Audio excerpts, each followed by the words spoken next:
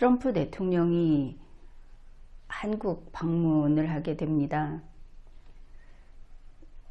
이것을 두고 벌써 한참 전부터 다들 궁금해하는 것이 다음과 같은 것입니다.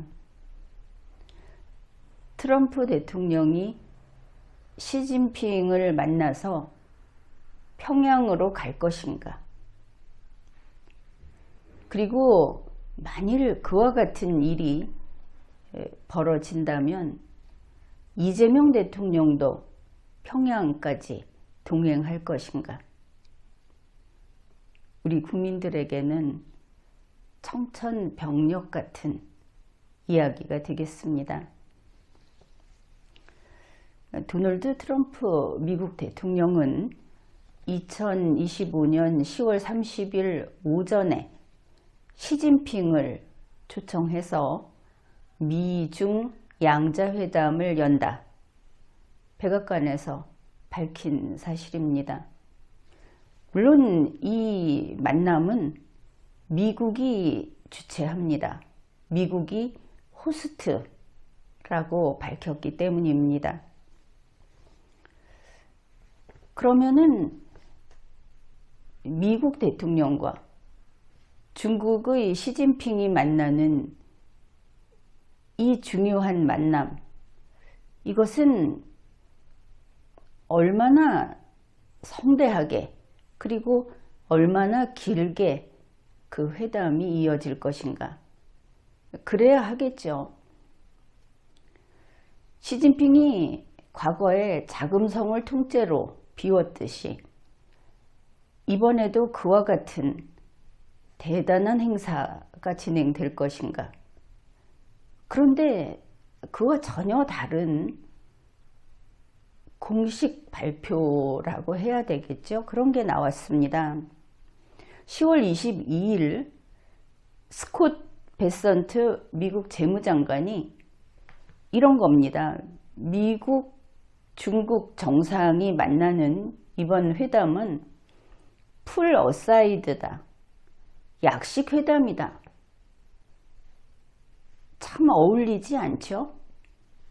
어울리지 않는 이런 경우에는 무언가 다른 게 있다고 의심해도 될 겁니다. 그래서 우리가 의문을 품는 겁니다. 트럼프와 시진핑이 6년 만에 대면이다. 그런데 풀 어사이드라고? 양 두 나라의 가장 중요한 그런 회담인데 풀 어사이드라니. 그렇죠? 그런데 10월 22일 같은 날입니다. 트럼프 대통령은 나토 사무총장에게 이렇게 말을 했습니다. 이번 그 만남이 프리티 롱 미팅이 될 거다.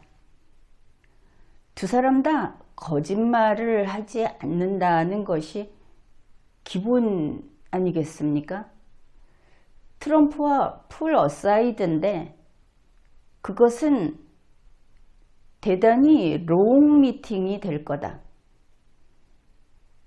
이것을 두고 우리가 풀어보기로 합시다. 미국과 중국의 정상이 10월 30일 오전에 만납니다.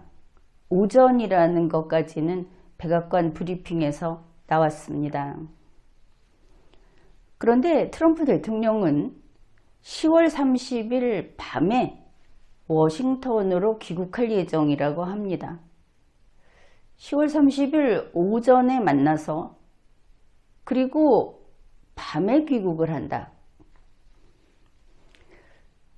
그런데 바로 이 시간 동안 트럼프 대통령의 일정은 현재로서는 비어있는 것으로 나옵니다.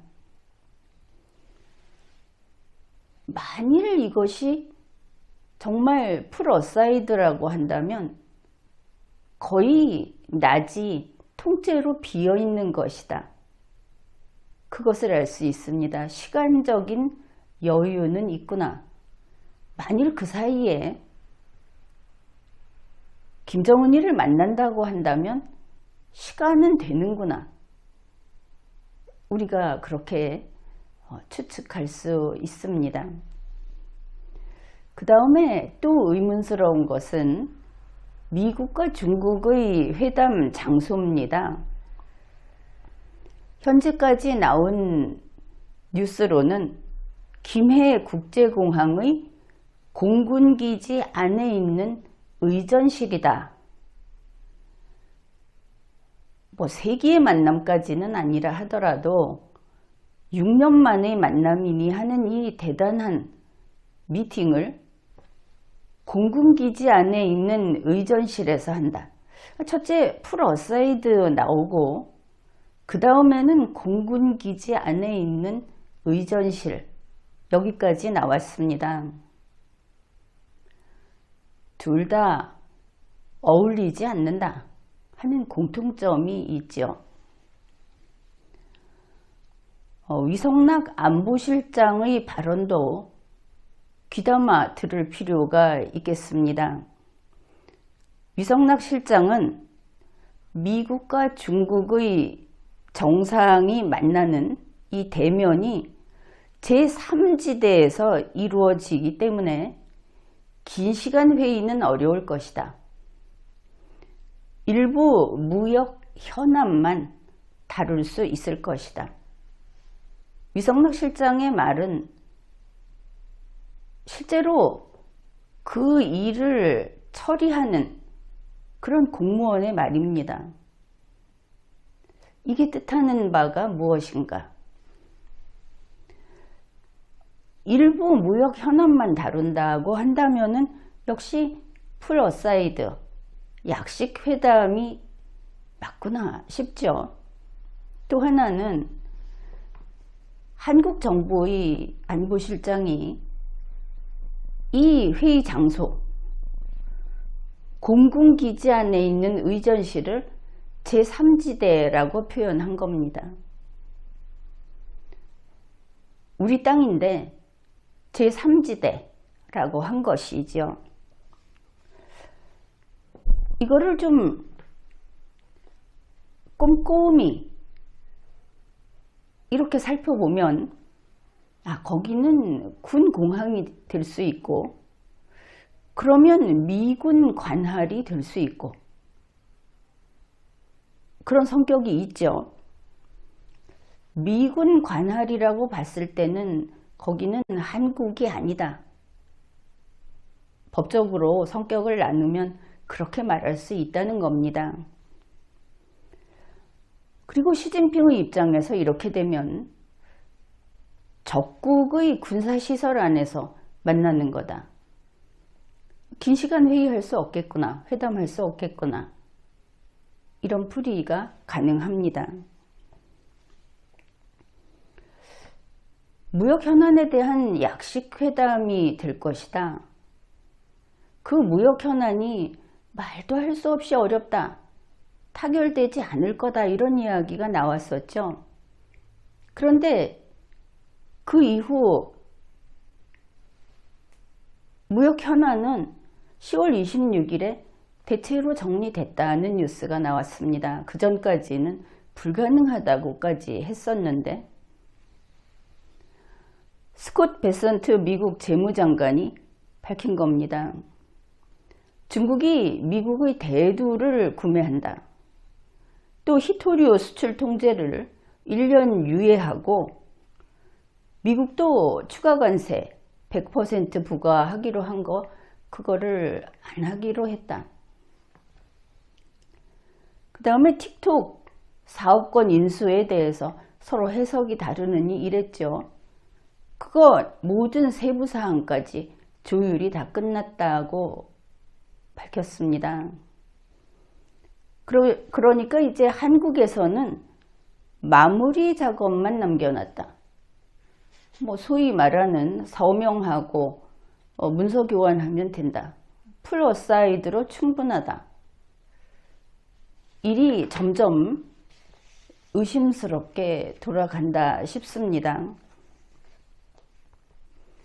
그런가 하면 이재명 민주당 정권에서는 끊임없이 2025년 경주 에이펙 때 김정은이 온다, 올 것이다, 와야 한다, 오게 하겠다 이랬습니다. 이재명 대통령과 더불어민주당이 그동안 어떤 말들을 했고 어떤 행동을 했는가. 2025년 8월 25일 백악관 방문 때 에이펙 정상회의에 트럼프 대통령을 초청했습니다. 그러면서 그 자리에서 에이펙 때 김정은이도 같이 만나자 이런 제안을 했죠. 이재명 대통령은 9월 21일 BBC 인터뷰를 하면서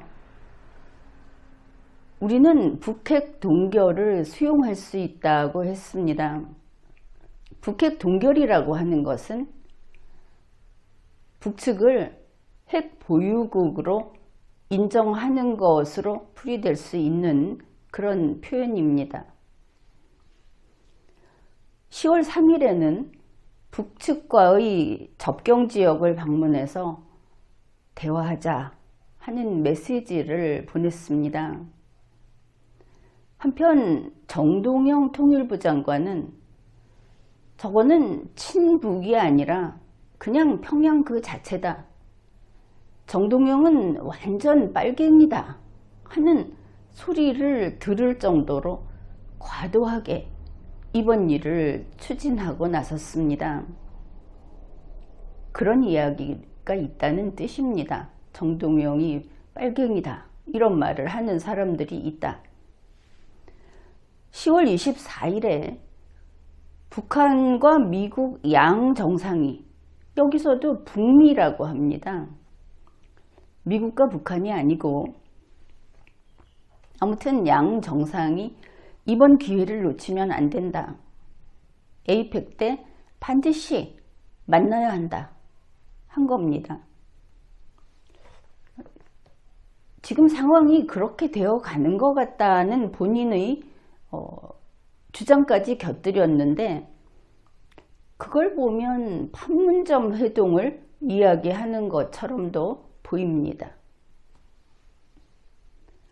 10월 26일에는 정동영 장관이 10월 29일과 30일 사이에 트럼프가 한국에 오는데 그때 트럼프는 김정은이를 만날 확률이 상당히 높다라는 말까지 했습니다. 이러니 우리는 이게 가능한 이야기인가, 진짠가 이렇게 된 것이죠. 그런데 이번 방안에 앞서서 미국은 북한과 김정은이하고 만나는 데 대해서 타진했다는 뉴스도 나왔습니다. 그뿐 아니라 이번에 김정은이를 만나는 일에 이재명 민주당 정권이 협조해달라는 요청도 받았다고 합니다. 게다가 현재 이재명 민주당 정권 그리고 소위 친북이라고 말할 수 있는 그런 쪽에서 이런 이야기가 나오고 있습니다. 트럼프가 김정은이보다 더 이번 만나는 것을 원하고 있다. 트럼프가 몸이 달아있다. 대가를 지불하고서라도 만나고 싶어 한다 하는 겁니다. 트럼프는 지금 판문점이 아니라 김정은이가 오라고 하면 평양에도 당장 갈 의향이 있다. 이런 말이 나오고 있습니다. 2025년 10월 18일 미국 CNN의 보도에 따르면 미국 정부가 이번 트럼프 대통령이 한국 방문을 하기 전에 한국 방문 시에 김정은이와 만나는 방안을 비공개로 논의해왔다는 보도도 했습니다. 그런데 이번에 김정은이가 의사표시를 했죠. 완전한 비핵화를 포기하면 만나겠다. 자, 점점 앞으로 진척이 되는 것을 알 수 있습니다. 완전한 비핵화 포기라는 것은 이재명 민주당 정권에서는 일찌감치 스스로 그런 주장을 했습니다. 그래놓고 이번에 김정은이와 한자리에 만나는 그 가능성은 쉽지는 않을 거다. 가능성은 한 5% 이하라고 보고 있지만 만약에 그 5% 이하 그게 실현이 된다면 이재명 민주당 정권은 적극 지지한다. 이 말은 결국 북한 비핵화가 아니라 군축으로 가자는 뜻입니다. 물론 미국 조야에서도 완전한 비핵화는 이제 어렵다.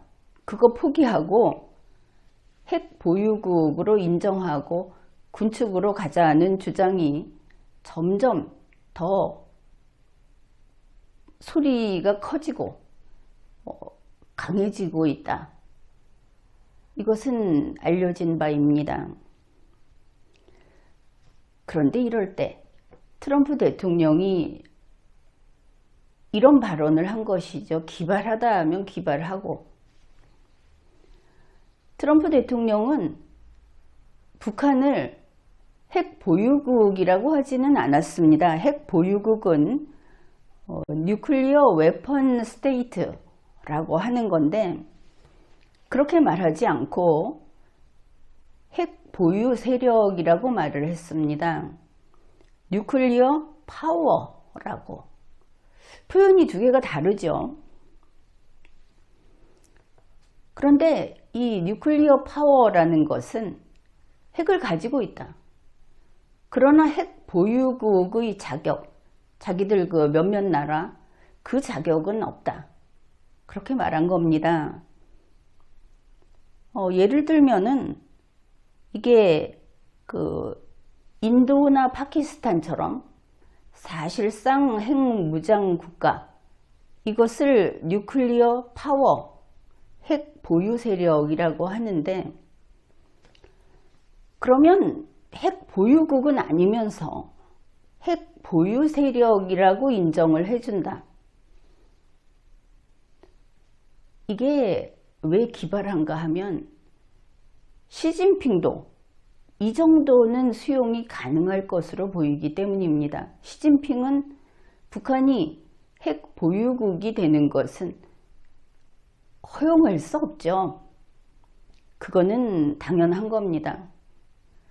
소위 세계 1위를 두고 다투는 국가가 김정은이에게 동료라고 동급이라고 해줄 수는 없는 것이고 더구나 바로 옆에 붙어 있는 북한이 핵 보유국이 되는 것은 당연히 시진핑이 제일 강하게 반대하는 그런 사안이 될 겁니다. 그러나 핵을 가지고 있다고 알고 있고 이런 상황에서 트럼프 대통령이 핵 보유 세력이라는 새로운 개념을 꺼낸 것이죠. 이미 존재했던 개념이기는 합니다.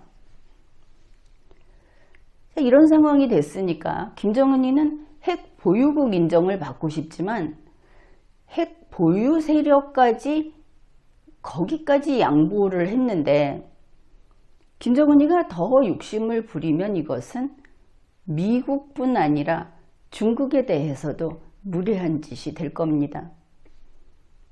결국 이 정도에서 받아들이는 것이 흐름을 타는 바른 처신이 될 것이다. 그것을 알 수 있습니다. 트럼프 미국 대통령은 과연 이번에 김정은이를 만날 것인가? 그것도 바로 우리가 처음에 의문을 품었던 것처럼 시진핑을 만나서 평양 가서 만날 것인가? 트럼프 대통령의 발언에서 우리가 과연 그게 가능한지 한번 추론을 해보기로 합시다.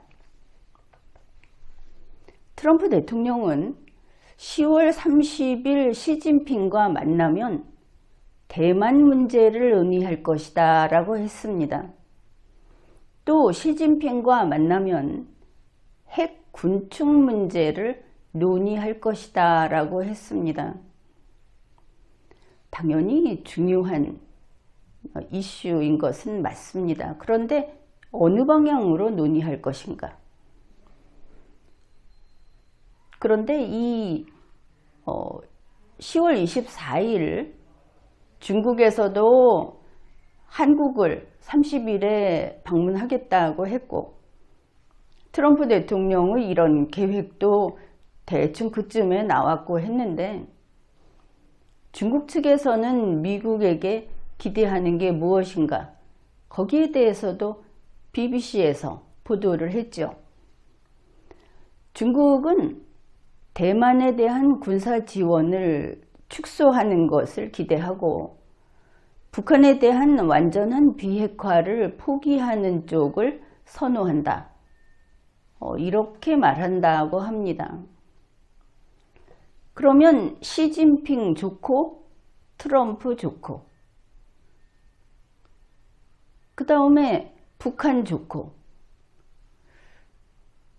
게다가 한국의 이재명 민주당 정권도 좋고 이제 그렇게 되어 가는 것을 알 수 있습니다. 만약에 그렇게 된다면 그래서 만일 트럼프 대통령이 시진핑과 평양에 가서 트럼프, 김정은, 시진핑이 서 있는 이런 그림을 전 세계에 내보내게 되면 어떻게 될 것인가?